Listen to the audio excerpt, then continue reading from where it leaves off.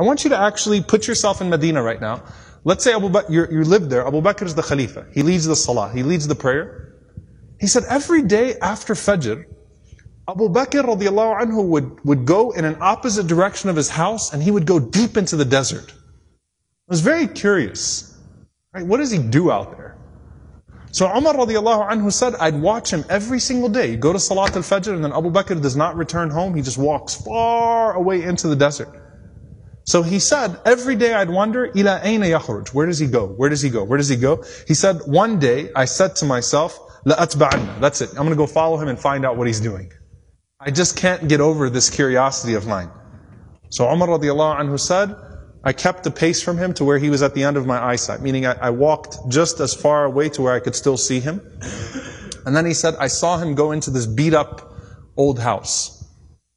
So Umar radiallahu anhu said, I quickly went and I hid behind.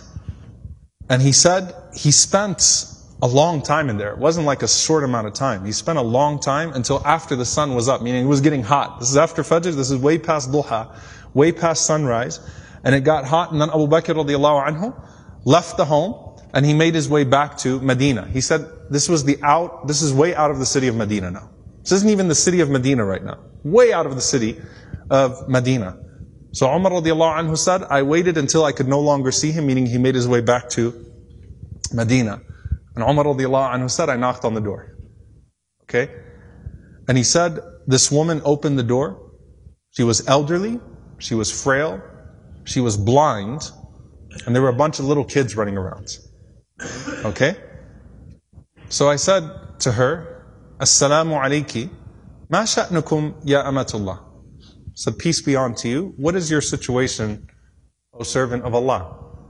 And she said that I am a blind woman, and I have no one to take care of me, and I also have these orphans with me.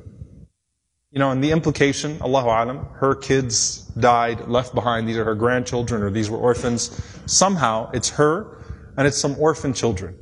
And she says, I have no one to take care of me, and these orphans. Umar radiallahu anhu said, who is that visitor that comes to you every single day? The answer, she says, I don't know who he is. La yuthkar li ismuhu abada. He never once shared his name with me. He never bothered to tell me his name. Umar radiallahu anhu said, well, what does he do? قالت جزاه الله خير. She said, may Allah reward him. Every morning he comes. Listen, by the way, she details it. She says, he cleans my home. He washes our clothes. He grinds our wheat. He bakes our bread. He cooks our breakfast. And then he leaves. Subhanallah. Think about that. If this was the only narration we had about Abu Bakr, it's incredible. Seriously. The leader, the head of the ummah, the khalifa, the most important man in the ummah right now, with his station, with his status, and he goes out every morning to this house, and he doesn't even tell the woman what his name is. He's just consider me a secret fa'il khair, right? Just some good doer. Washes the clothes, cleans the house, grinds the wheat, bakes the bread, cooks the breakfast, and then makes his way back to govern the ummah. That is absolutely incredible. Umar radiallahu ta'ala anhu says, every single day? Like, is this really what he does every single day? She said, every day, may Allah bless him. Umar radiallahu anhu said, do you pay him anything? She said, nothing. Umar radiallahu ta'ala anhu started to cry, and he said, أَتَعَبْتَ الْخُلَفَاءَ بَعْدَكَ يَا أَبَا بَكْرِ. You have exhausted every successor of yours, O Abu Bakr. You've exhausted us. Anyone that comes after you is exhausted.